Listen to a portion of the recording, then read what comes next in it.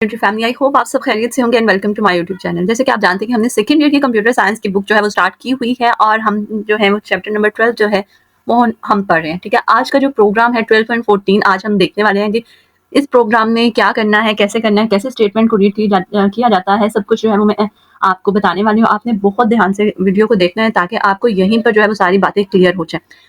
अगर आप बहुत ध्यान से वीडियो देखते हैं ना तो यकीन करें आपको कोई सी भी स्टेटमेंट दे दी जाए आप इजीली जो है वो स्टेटमेंट पे प्रोग्राम बना सकते हैं। ये सी लैंग्वेज जो है वो बहुत ही ज़्यादा इजी जो है लैंग्वेज है, ये बिल्कुल भी मुश्किल नहीं है। बस आपने थोड़ी सी जो है थोड़ा गौर फिक्र करते हुए आपने ये इसको लेक्चर्स को लेना होता है ताकि आपको जो है वो अच्छे से समझ आए और आप फर्दर काम कर सकें।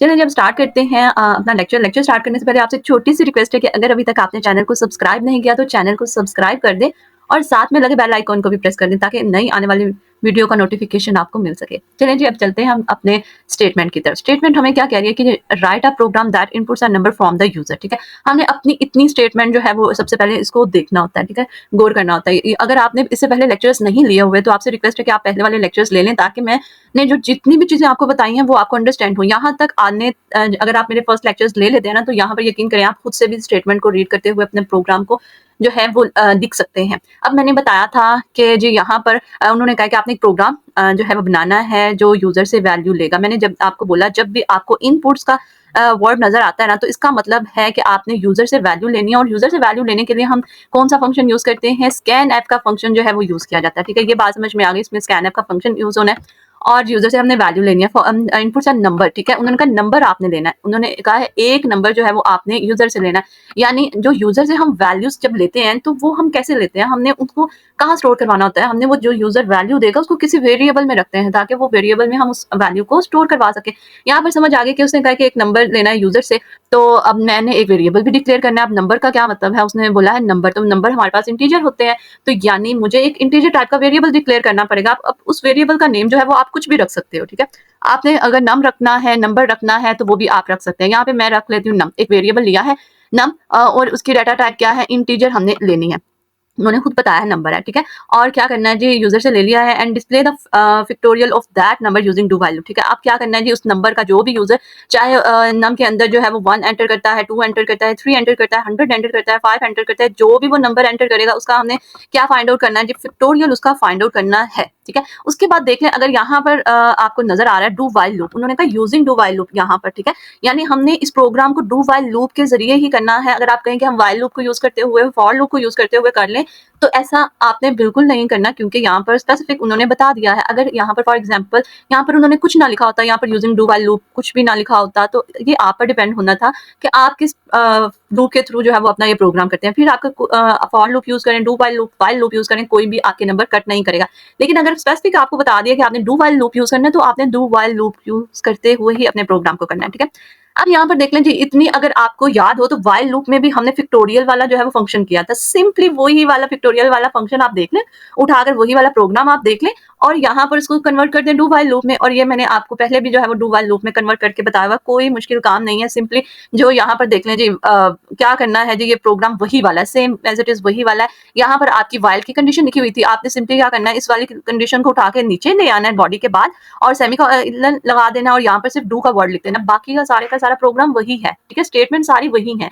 अगर आप जो है वो वाला प्रोग्राम देख लें तो अच्छी बात है, ताकि आपको जो है वो अगर देखा हुआ है तो अब आप इसको डू व्हाइल लूप में खुद कन्वर्ट कर सकते हैं। अगर नहीं देखा हुआ तो यहाँ पे भी मैं आपको थोड़ा थोड़ा सा जो है वो गाइड कर देती हूँ। क्या करना है जी, हमने यहाँ पर देख लें अब फैक्टोरियल फाइंड आउट करना है। सबसे पहले तो हम प्री प्रोसेसर डायरेक्टिव जो है वो इंक्लूड करवाते हैं। ये हमारे पास हेडर फाइल्स होती हैं, ये क्या होती हैं सब कुछ डिफाइन कर दिया हुआ है पहले। हर वीडियो में डिफाइन करने बैठूंगी वीडियोस बहुत लंबी हो जाएंगी। उसके बाद हमें पता है हम वाइड मेन जो है मेन फंक्शन हमारा स्टार्ट होता है, बॉडी स्टार्ट हुई। उसके बाद मैंने अभी आपको यहाँ पर बोला था ना इंटीजर टाइप का एक मैं वेरिएबल लूंगी, तो यहाँ पर देख लीजिए इंटीजर टाइप का एक ये नम वेरिएबल मैंने ले लिया। अब ये सी और एफ किसके लिए है यहाँ पर बता देते हैं। जब आपने फैक्टोरियल फाइंड आउट करना है, फॉर एग्जाम्पल यूजर ने जो है वो 5 एंटर किया जाए। ठीक है, 5 एंटर किया, 5 का फैक्टोरियल क्या है उसमें उस वीडियो में मैंने सारा आपको दिखाया हुआ, गूगल से भी आपको दिखाया था कि ये देखिए इस तरह से फैक्टोरियल फाइंड आउट किया जाता है। 5 का फैक्टोरियल ये इस तरह से होता है फाइंड आउट करना। अब यहाँ पर देखते हैं कैसे होगा, 1 multiply by 2 multiply by 3 multiply by 4 and multiply by 5, ये आता है हमारा फैक्टोरियल का जो है आंसर आएगा, ठीक है। जो भी नंबर है ना उसको 1 तक आपने जाके मल्टीप्लाई करना होता है, यानी 1 से स्टार्ट कर लें, 1 मल्टीप्लाई बाय 2 मल्टीप्लाई बाय 3, उस नंबर तक आपने उसको मल्टीप्लाई करते जाना है, ठीक है। ये काउंटिंग 1 2 3 4 5 6 इस तरह से करते जाना है, ठीक है। अब यहाँ पर मैंने सी और एफ क्यों यूज किया है, अब यहाँ पर देख लें, हमें वो नंबर तो मिल गया यूजर से 5 नंबर तो मिल गया। अब ये जो काउंटिंग है, 1 आएगा, 2 आएगा, 3 आएगा, फिर 4 आएगा, फिर 5 आएगा, ये कैसे आएगा? ये तो नहीं खुद से तो नहीं आएगा ना। तो इसको लेके आने के लिए, ये वाली लॉजिक को बनाने के लिए हमने यहाँ पर एक वेरिएबल यूज किया है सी नाम का। सी जो है, सी वेरिएबल क्या करेगा, वो इसमें पहले 1 लाएगा, फिर 2 लेकर आएगा, इंक्रीमेंट करेगा, फिर 3 इंक्रीमेंट करेगा, फिर 4 एंड 5 इंक्रीमेंट करेगा, ठीक है। अब देख लें, अब हमने सी की वैल्यू को इनिशियलाइज करवाया 1 से। 1 से क्यों करवाया? क्योंकि हमें पता है 1 से ही जो है वो हमारा स्टार्ट होता है। अगर मैं यहाँ पर 0 लिखूंगी तो आपका जो है मतलब जो भी वैल्यू होगी वो 0 से 0 ही हो जाएगी। सो हमारी जो स्टार्ट होती है ना वो 1 से ही होती है, ठीक है। आपने यहाँ पर 1 लिख देना है। उसके बाद जो ये वाला एफ जो है, हमने ये एफ लिया है, ये एफ क्यों लिया है?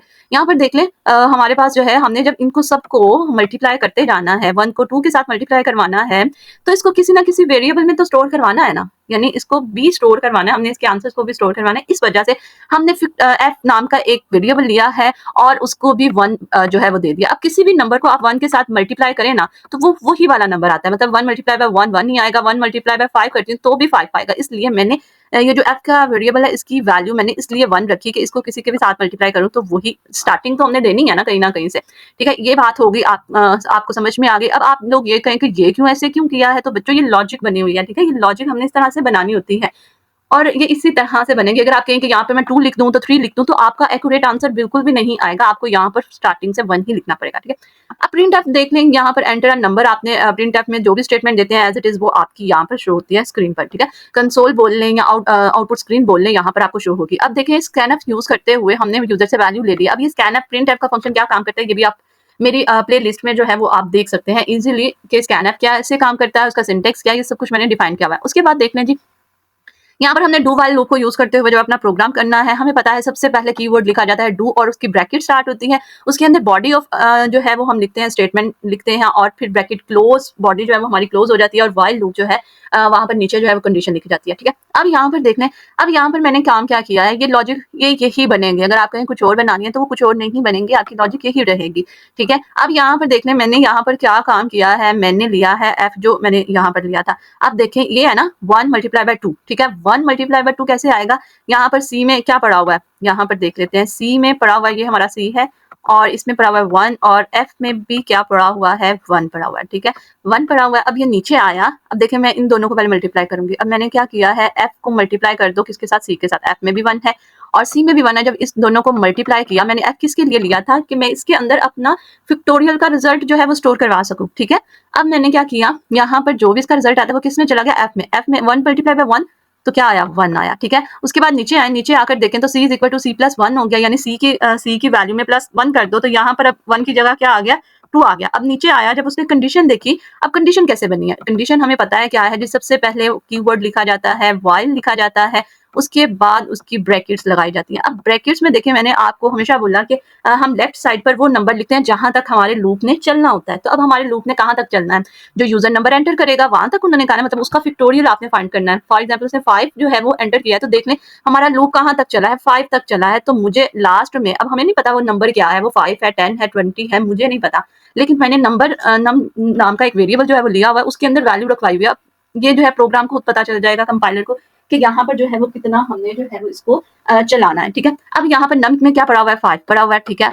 5 पड़ा हुआ है। अब देख लें c less than is equal to 1, यहाँ पर c क्या था, जो काउंटिंग हमने करनी है ना, पहले 1 2 3 4 5 तक जो है वो हमने चलना है, तो ये वाला c जो है वो मैंने यहाँ पर लिखा है, ठीक है। अगर आप कहें f क्यों नहीं लिखा, तो f के अंदर हमने इनके मल्टीप्लाई करते हुए करवा कर उसका रिजल्ट को हमने f में स्टोर करवाना है, लेकिन जो हमारा काउंटर चलेगा, काउंटर चलेगा वो किसके थ्रू चलेगा, ये c वाले वेरिएबल के थ्रू चलेगा। अब c में क्या पड़ा हुआ है जी, 1 पड़ा हुआ है, 1 less than is equal to नम में 5 पड़ा हुआ है। अब less than is equal to क्यों लगाया, अगर मैं ग्रेटर देन लगाती तो वो आपका क्या होना था, यहाँ पर ही कंडीशन फॉल्स हो जानी थी और ये बाहर चला जाना था बॉडी के बाद। तो हमने क्या करना है, हमने तो अपना फैक्टोरियल लेना है, तो इसका मतलब हमें लेस देन जो है वो लगाना पड़ेगा। जब तक उसकी वैल्यू 5 तक नहीं आ जाती आपने ये लूप चलाते रहना।